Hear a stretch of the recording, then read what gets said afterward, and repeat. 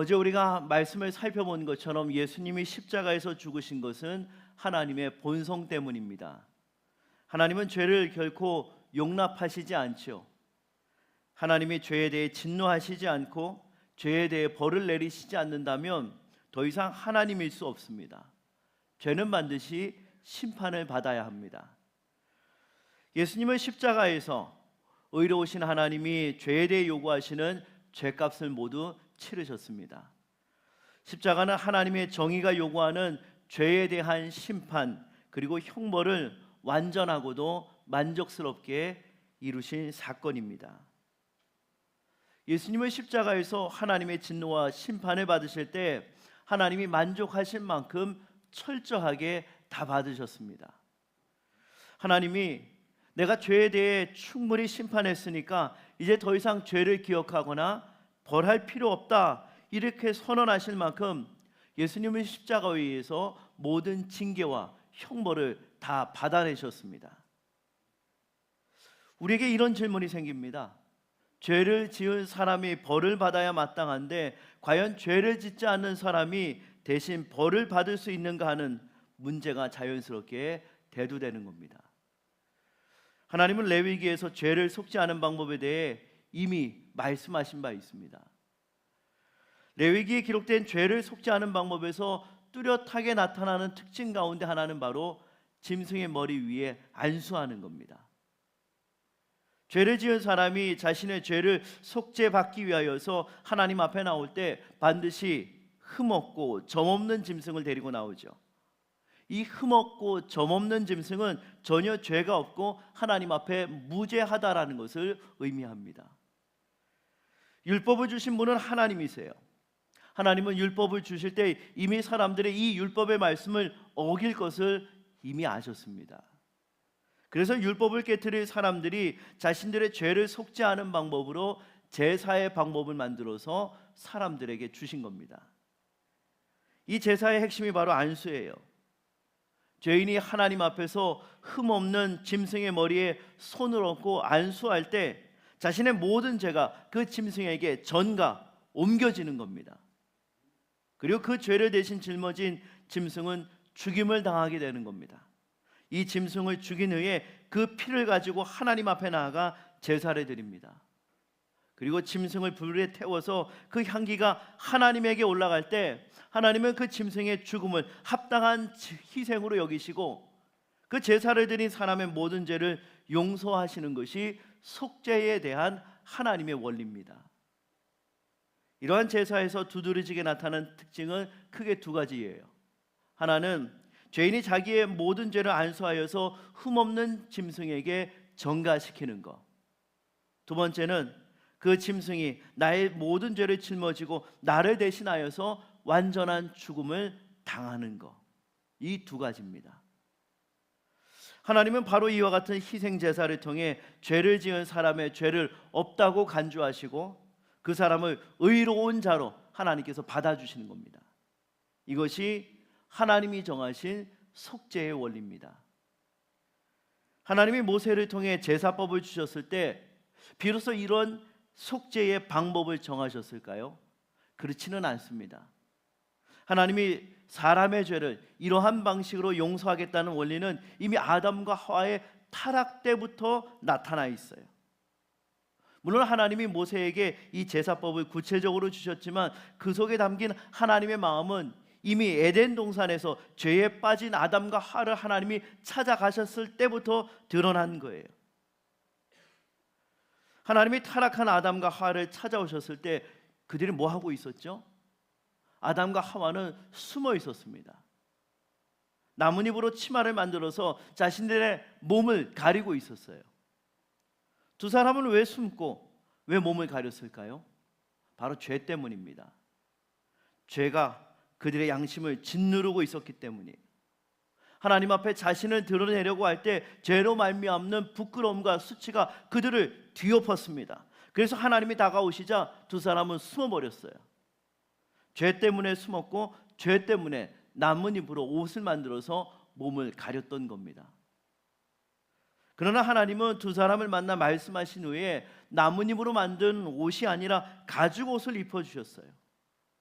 여러분 한번 생각해 보십시오. 우리가 아담과 하와의 입장이었다면 하나님이 주신 그 옷을 받았을 때 어떤 생각이 들었을까요?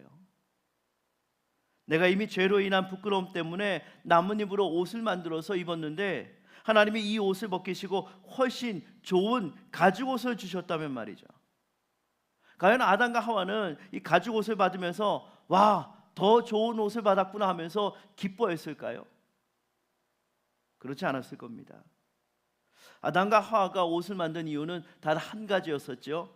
바로 자신들의 죄와 수치를 가리고 싶은 마음 때문에 나뭇잎으로 옷을 만들어서 자신들의 부끄러움을 그리고 수치를 가렸던 겁니다.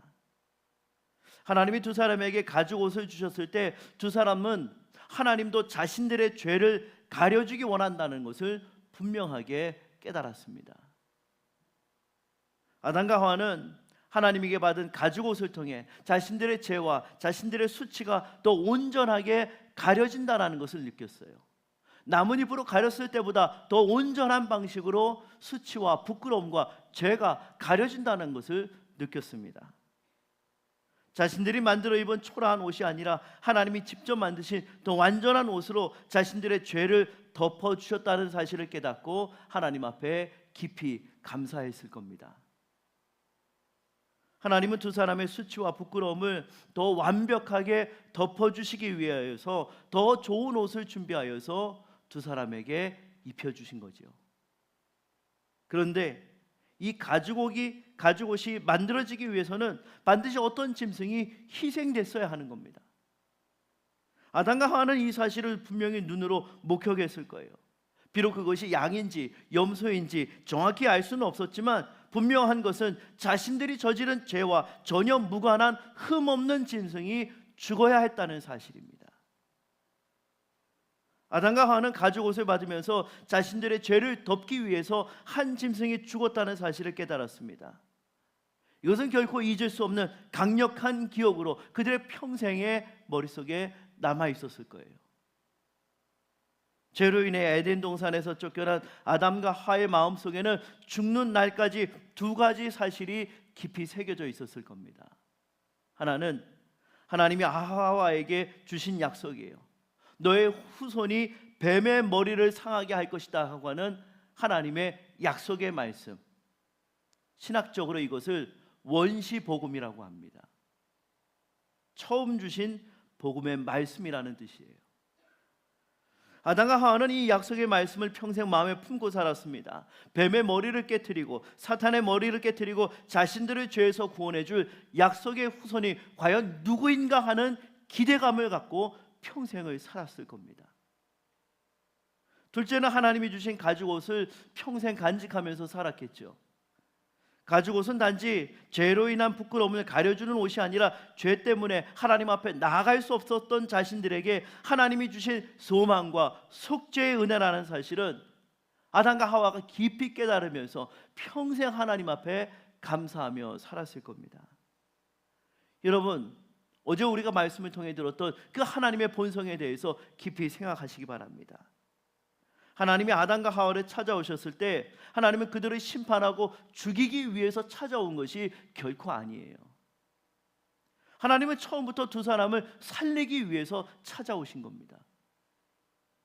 성부 하나님이 에덴에서 타락한 아담과 하와를 찾아오셨을 때 두 사람이 범죄하여서 하나님을 떠나서 자기 인생의 중심에서 하나님을 몰아내고 스스로 신이 되겠다고 선택했다라는 거 하나님 이미 알고 계셨어요.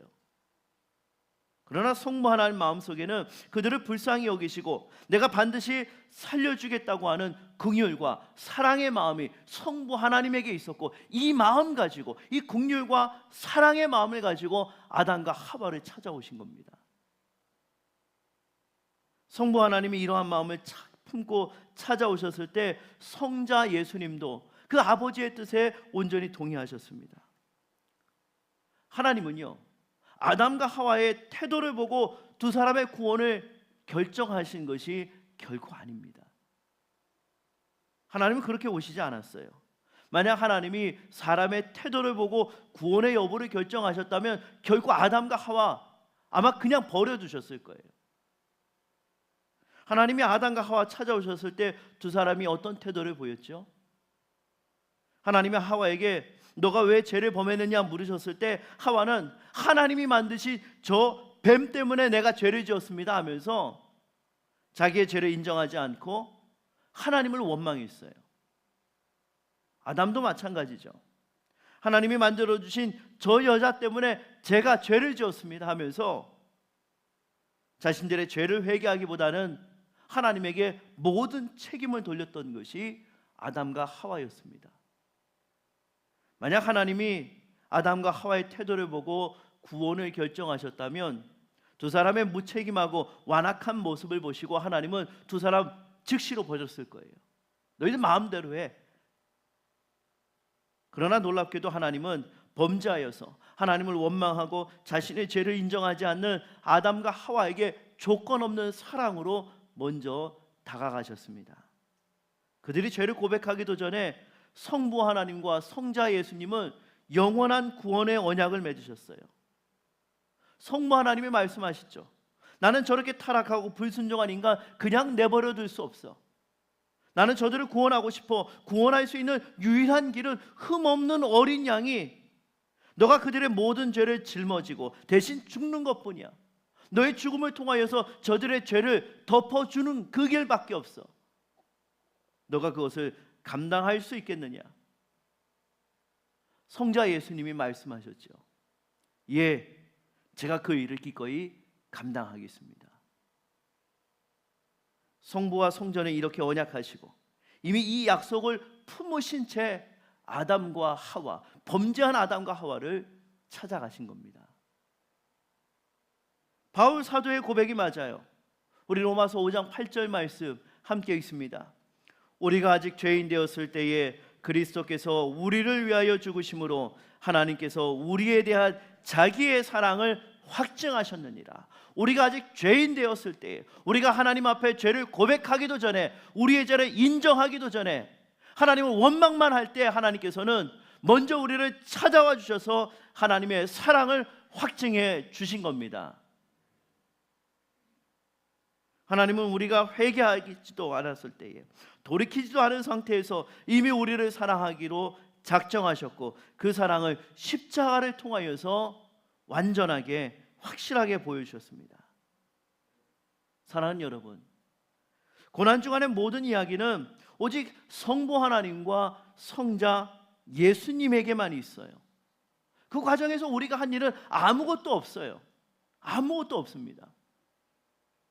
십자가에 달리신 예수님을 주위에 있는 사람들이 그저 바라보면서 저 사람은 자신의 죄 때문에 그런 거야, 너가 잘못해서 죽는 거야 하면서 방관했던 것처럼 고난과 부활의 은혜는 전적으로 성부 하나님이 결정하시고 성자 예수님이 그 뜻에 완전하게 순종하심으로 이루어진 놀라운 사랑의 사건인 겁니다. 이제 오늘 말씀 정리합니다. 하나님은 도대체 어떤 분이시기에 하나님의 뜻을 완전히 무시하고 죄를 범했을 뿐만 아니라 여전히 하나님을 원망하는 자들을 위해 자신의 가장 사랑하는 아들을 기꺼이 내어주셨을까요? 하나님은 지금도 우리를 찾아오시는 분이죠. 우리가 범죄하고 잘못을 저질렀을 때 우리의 양심을 통해 찾아오기도 하고, 때로는 사람을 보내어 찾아오기도 하시고, 강단에서 선포되는 말씀을 통해 찾아오기도 하십니다. 하나님이 그렇게 찾아오시는 이유는 단 하나뿐이에요. 바로 우리를 살리시기 위해서. 아담과 하와를 살리시기 위해서 하나님이 먼저 찾아가 주신 것처럼 우리를 살리시기 위해서 찾아오시는 거죠. 하나님은 우리를 버리지 않고 구원하시기 위해 끊임없이 우리를 찾아오시는 사랑과 은혜의 하나님이신 줄로 믿습니다. 우리가 부족하고 잘못했을 때 하나님이 나를 찾아오세요. 심지어 우리가 마음을 굳게 닫고 나는 이 죄 가운데 계속 머물러 살겠습니다, 이렇게 결심할 때에도 하나님은 포기하지 않고 또다시 찾아오시는 분이 우리가 믿는 하나님이십니다. 이것이 하나님의 본성이고 이것이 우리의 죄를 대신 짊어지신 하나님의 사랑인 겁니다. 이 하나님의 사랑에 감사하는 오늘 하루가 되기를 삼위 하나님의 이름으로 축원합니다.